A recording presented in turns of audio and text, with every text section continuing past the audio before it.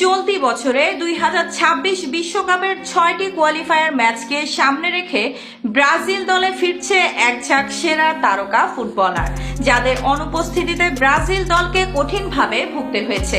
এমনকি বাজে সমালোচনার মুখেও পড়তে হয়েছে 5 বারের বিশ্ব চ্যাম্পিয়নদের। তবে তাদের খেলোয়াড়রা আগের থেকেও ভয়ঙ্কর রূপে মাঠে ফিরছে। তাহলে চলুন দেখে নেওয়া যাক কারা আবারও জাতীয় দলের জার্সি গায়ে ঝড় তুলতে দলে ফিরছে।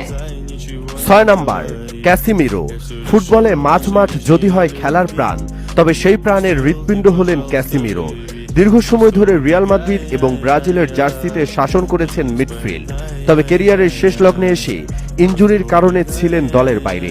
তবে তাকে আবারও ব্রাজিলের জার্সিতে দেখার সুযোগ মিলছে সমর্থকদের। চলতি বছরে 2026 বিশ্বকাপের বাছাই পর্বের বাকি ম্যাচগুলোতে দেখা যাবে তাকে।